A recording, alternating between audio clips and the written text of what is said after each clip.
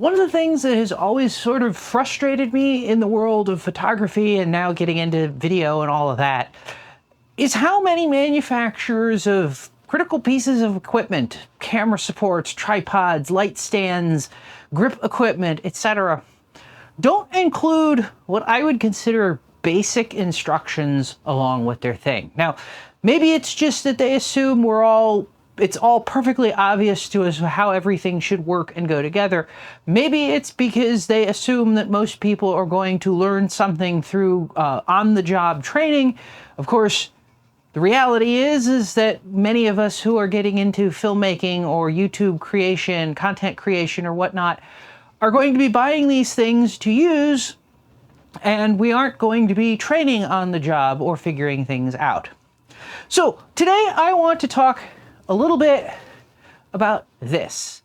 This is a Manfrotto 244 Variable Friction Arm, or also called a Magic Arm. Now, if you go on Manfrotto's site, you will find that they have two versions of this. This is the one with the big knob. They also have one with a lever handle. If your question is which one is better for you or better to use, my answer to that is going to be you'll have to try them and figure it out. The reason for that is I have two of these, and both of mine are these kind with the big friction handle. And the reason I ended up with two with the big friction handle is because when I talked to people and watched some videos of people online talking about what the better ones to choose for, they don't say universal, but the most common option that I ran into, or popular opinion I ran into, were that these are better than the lever handle shaped ones. But that said, I can't say for sure because I don't have any of the other ones. So let's talk about these for a little bit today.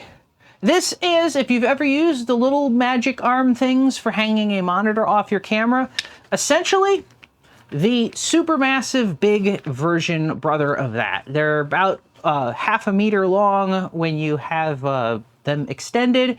They can support 3 kilograms, or about 6 pounds, or a little over 6 pounds. And as the name implies, they can be positioned in any way you want. Both ends have standard 5/8" studs for lighting or insertion into a super clamp. So you could mount a light, an umbrella bracket, any kind of thing like that right here on the end. They are also, both ends are also threaded with a threaded hole. So this one here is 1/4 20. This one on the top is 3/8 16 in this configuration. So you can also screw a socket onto the end of this, or something that threads onto something, or you can thread this onto something that you have that you need to thread it onto.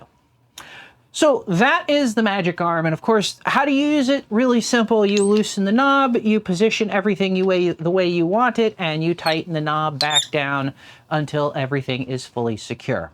Easy, right? Sure. That brings me to this. This is the umbrella camera bracket. And when I first got mine, I don't remember them calling it an umbrella camera bracket. I only remember them calling it a camera bracket. So now, after the name change, or me finding out the full name, it's actually a lot more intelligent or intelligible how this bit works. This will come with some of the magic arms that you buy from Manfrotto. Not all of them are sold in kits with this, and you can, of course, buy these separately if you want. On this end, you have a 1/4 20 threaded screw that you can screw into your camera or a light or pretty much anything you want. This gray bit on the bottom allows you to tighten everything down without having to fully thread the screw into the socket on your device. Some don't have as deep of a socket. The other part, or side, has two sockets. These are both 5/8" diameter sockets with two sets of handles. And of course, there is a third, let me show it this way, I guess, a third hole that goes through the back socket, which we'll talk about. That's the umbrella bracket part. So how will we use this, or would we use this? Well, the first step is you get yourself a super clamp. I've already assembled this, but the ends of the magic arm will simply lock into the socket on the super clamp and then tighten down the handle to make that nice and secure. And one other tip, one side of the 5/8 stud is flat. If you line that up with the screw, it will help to keep everything from rotating. I have a C-stand here that I am using to stand in for a pole or post or something to that effect, but you can do this vertically, horizontally, doesn't really matter that much. We're going to adjust that. We're going to take our camera and umbrella bracket, and we are going to attach that to here. Now at this point, you can take a camera and thread it onto the end of the bracket and tighten it down and shoot that. If you're not careful, it will simply droop. You can tighten the crap out of your magic arm and it still will probably not hold, depending on how big or heavy your camera is. Of course, the reason for this is that while my camera weighs less than 3 kilograms in that configuration, we're talking about torque here. It's way out here in space. It's not right up close to your anchor point. So we deal with that if you have a heavy camera and lens combination by adding a second super clamp and a second magic arm. So now we attach our second magic arm to our top super clamp here, tighten all that down, loosen up the handle,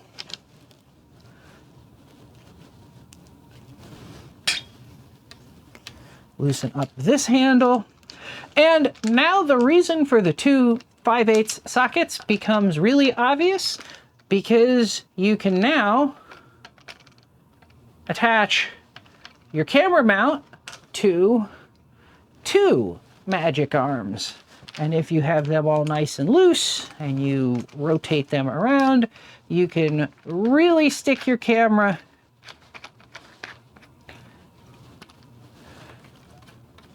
out in space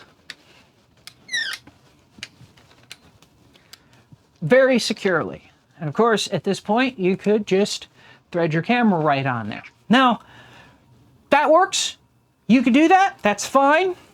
However, if you're going to go that route, I would recommend a small ball head. Now, again, most ball heads will have 3/8 inch screws in the bottom or sockets in the bottom, so you'll need a 1/4 20 to 3/8 inch bushing, but you can then simply attach a ball head out on the end,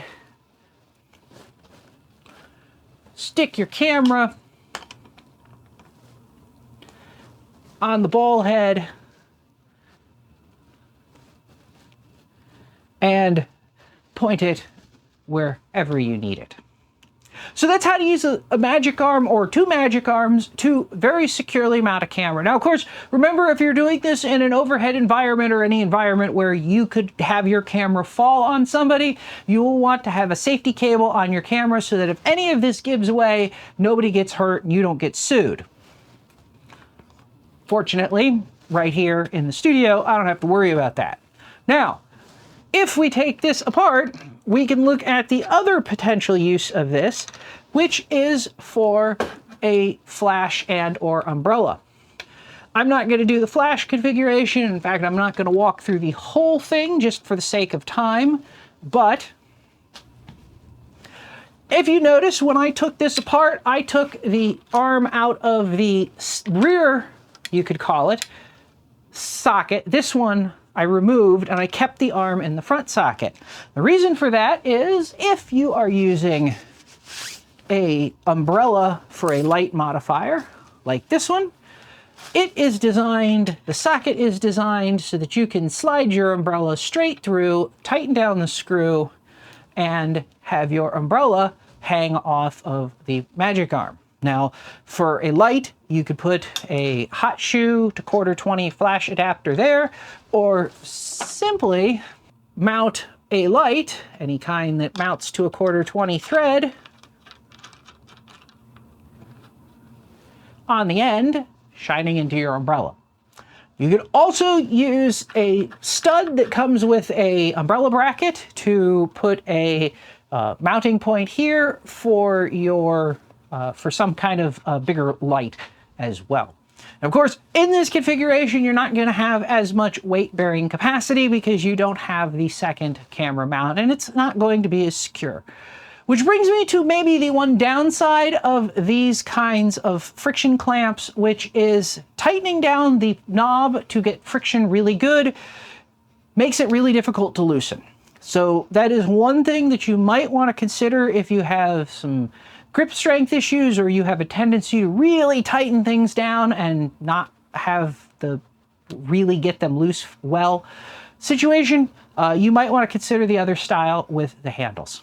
With that said, if you have any other tips or tricks for using these and magic super clamps, magic arms, etc., let me know in the comments, because as I said, I am constantly trying to understand and figure out all the uses that these have built into them without actually having a manual that tells me all of the uses that these have built into them. That said, I hope you found this useful or at least interesting.